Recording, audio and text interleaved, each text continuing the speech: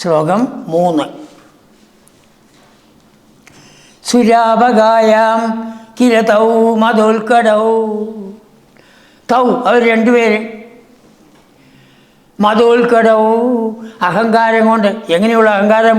ഉത്കടമായ വർദ്ധിച്ചതായ അഹങ്കാരം. ആ വർദ്ധിച്ചതായ അഹങ്കാരം കൊണ്ട് അവർ സുരാപകയിൽ കടന്നു.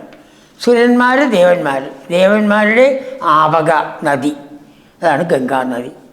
ആകാശത്തു നിന്നാണ് അത് വന്നത്. ആകാശഗംഗ എന്ന് നമ്മൾ പറയും.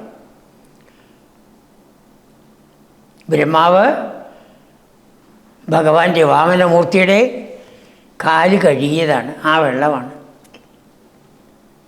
അത് ആകാശഗംഗയായി. പിന്നെ അത് ഭഗീരഥൻ ഭൂമിയിലേക്ക് കൊണ്ടുവന്നു. അപ്പോൾ ആ ആകാശഗംഗയിൽ ഇവർ ദേവന്മാരാണല്ലോ, കളിച്ചുകൊണ്ടിരുന്നു. ആരുടെ കൂടെയാണ് കളിച്ചത്? സുരാപകായ ബഹുയൗവതാവൃതവും. സുര എന്ന് പറഞ്ഞാൽ മദ്യം. സുരാപം, സുരാപാനം ചെയ്തവർ, മദ്യം കുടിച്ചവർ. സ്ത്രീകൾ പോലും മദ്യം കുടിക്കാൻ തുടങ്ങിയെന്നർത്ഥം. മദ്യം കുടിച്ചപ്പോൾ എന്തുണ്ട്? മെല്ലെ പാട്ട് പുറത്തേക്ക് വരും. സുരാപ ഗായ, മദ്യം കുടിച്ച് പാട്ടുപാടിക്കൊണ്ടുള്ള യൗവതം. യുവതികളുടെ കൂട്ടത്തിനെയാണ് യൗവതം. ആ യുവതികളാൽ ആവൃതവും, ചുറ്റപ്പെട്ടവർ. അതായത് ഇവരുടെ പിന്നാലെ അനേകം സ്ത്രീകൾ. എല്ലാവരും ഭാര്യമാരെന്ന് പറയാൻ വേണമെങ്കിൽ എങ്ങനെയാണ് അവർ ഗംഗാനദിയിൽ ഇറങ്ങിയിരിക്കുന്നത്? വിവാസസൗ, വാസസ് വസ്ത്രമില്ലാതെ, എല്ലാവരും വസ്ത്രമില്ലാതെ. കേളിവരവും, അവിടെ ഇറങ്ങി വെള്ളത്തിൽ കളിക്കുകയാണ്. അങ്ങോട്ടും ഇങ്ങോട്ടും വെള്ളം തേകിയിട്ട്.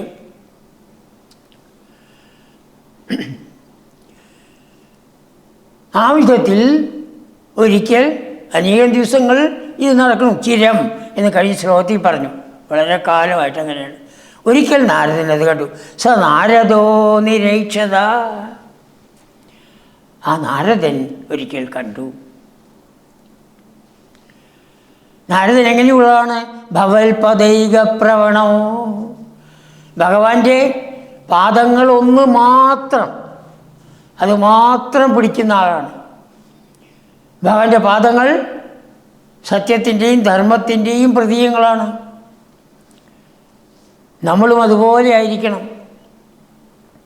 സത്യത്തിലും ധർമ്മത്തിലൊന്നും വ്യതിചലിക്കാതെ കണ്ട് നമുക്ക് ഓരോരുത്തർക്കും ജീവിക്കാൻ സാധിക്കണം. അതുകൊണ്ടാണ് പാദപൂജയും മറ്റും നമ്മൾ ചെയ്യുന്നത്.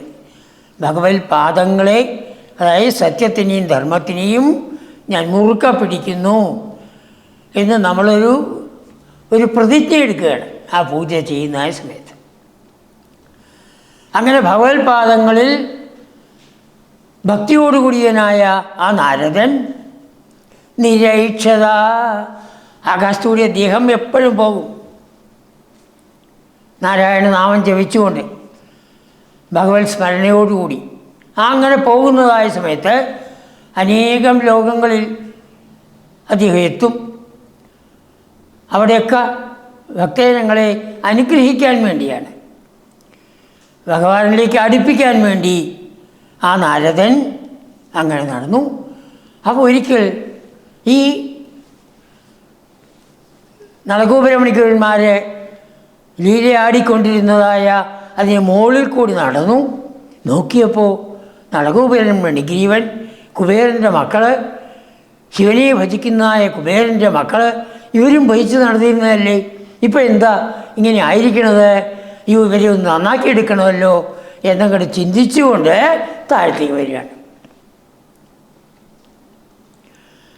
അപ്പോൾ കുബേരൻ, 2 പുത്രന്മാരാണ് കുബേരന്. ഒന്ന് നളഗോപുരൻ എന്ന പേരുള്ളവനും, മറ്റവനോ വളരെ പ്രസിദ്ധിയാർജിച്ചവൻ മണിഗ്രീവൻ. അവർ രണ്ടുപേരും ശിവനെ ഭജിച്ച് എല്ലാവിധത്തിലുള്ളതായ ഐശ്വര്യങ്ങളും നേടി. പക്ഷേ ആ ഐശ്വര്യം വന്നപ്പോൾ അഹങ്കരിച്ചു, ഉന്മതന്മാരായി. അങ്ങനെ മദ്യത്തിനെയും മദിരാക്ഷികളെയും ആശ്രയിച്ചുകൊണ്ട് അവർ ജീവിതം കഴിക്കുന്നു. അങ്ങനെ ഒരിക്കൽ ഗംഗാനദിയിൽ അവരെല്ലാവരും കൂടി വസ്ത്രമില്ലാതെ ഇറങ്ങി ക്രീഡിക്കുന്നതായ സമയത്ത് മുകളിൽ നാരദൻ കണ്ടു. അവരെ നന്നാക്കാൻ വേണ്ടി നാരദൻ താഴത്തേക്ക് ഇറങ്ങി വരികയാണ്.